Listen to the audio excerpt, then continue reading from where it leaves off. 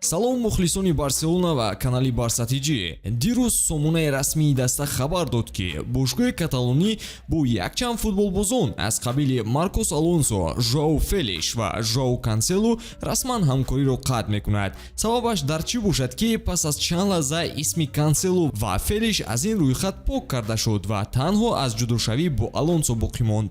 Ба навиштаи бархе аз манбаъҳои испанӣ, Барселона бо агенти Канселу ва Феликс дар алоқа баромадаанд ва эҳтимол меравад ки иҷораи онҳо тамдид карда шавад. Алонсо бошад ҳамчун агенти озод тарки Каталония намуд ва номаи ҳам барои мухлисон гузошт. Бароям ифтихор буд ки пироҳани нимнуриҳоро дар тан доштам. Хотираҳо дар ин 2 сол хело зиёданд, вале мехостам меҳри мухлисон, атмосфераи олӣ дар утоқи либоси вазкунӣ ва қаҳрамониамонро дар Ла Лига ва Суперҷоми Испания ишора кунам. Ба ҳама аъзоёни даста сипос мегӯям ки Барселонаро бештар аз як даста мекунанд. Дар оянда ба бошгоҳ барор хоҳонам ва ман аз хона ба шумо мухлисӣ карданро идома медиҳам. Виска Барса. ёдовар мешавем ки Алонсо бо Барселона сентябри соли 2022 шартнома баст ва ҳамчун агенти озод аз Челси, Лондон ба Каталония кӯч баст. Маркос дар сафи нилнуриҳо 45 бозӣ дар ҳама мусобиқот гузаронида, 3 голро низ марбути номаш кардааст. Мо низ барои хизматҳояш аз Алонсо сипосгузорем ва ба ӯ дар оянда барор хоҳонем. бозиҳои Евро 2024 бо шуру шавқ идома доранд ва аллакай иштирокчиёни даври плей-оффи мусобиқа расман маълум шуданд. Кадом даста шонси беҳтари роҳ ёфтан ба финалро дорад? тамошои бозиҳоро бо хизматрасониҳои ширкати 1x боз ҳам ҷолибу диданӣ гардонед. Дар 1x регистратсия осон ва пардохт аз тамоми гӯшавканори дунё, вале муҳимтар аз ҳама барои шаҳрвандони Тоҷикистон бонус то 8000 сомонӣ дар аввалин ҳисоб пуркунӣ бо промокоди TJBARCA пешниҳод мешавад. силкаи зарурӣ дар комментария. Ба ҳама муваффақият.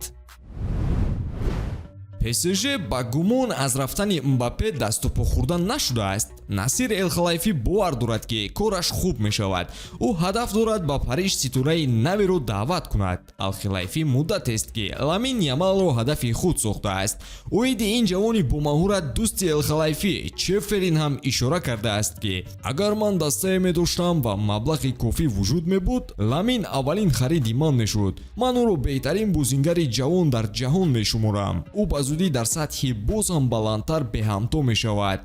Ал-Хилайфӣ дар навбати худ ҳам даста ва ҳам пули кофӣ дорад. ПСЖ аз Ал-Наср нест ва пулҳо сармоягузориҳои қатариҳост. ҳамин тариқ ба навиштаи Мундо Депортива парижиҳо омодаанд барои Ямал 250 миллион евро пешниҳод кунанд ва ин харидро дар садри ҷадвали ҳадафҳояшон гузоштаанд. сарфи 250 миллион евро ҳам қулай барояшон мешавад агар Ямал худро боз рушд диҳад.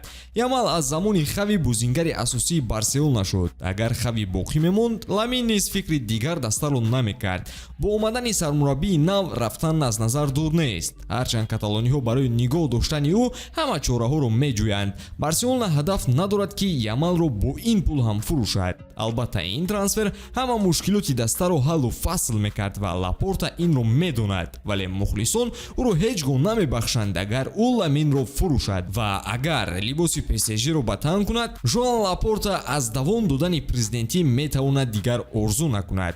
ҳанӯз мушкилии Месси аз ёди мухлисон нарафтааст ва Лапорта набояд ба худ душман ҷамъ кунад. дар ин мавзӯъ ҳар чиро аз Лапорта интизор шудан мумкин аст, чунки ӯ ҳамеша пулро аз дигарон боло медонад.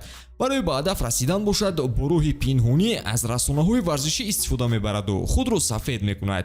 шумо дӯстон оиди ин мавзӯъ чӣ фикр доред? оё фурӯхтани Ламин кори дуруст аст? ба ҷои Лапорта мебудед, чӣ қарорро мебаровардед? ҳатман дар ин бора дар комментария фикратонро нависед ва наворҳои ҷадидро мунтазир бошед. то боздид.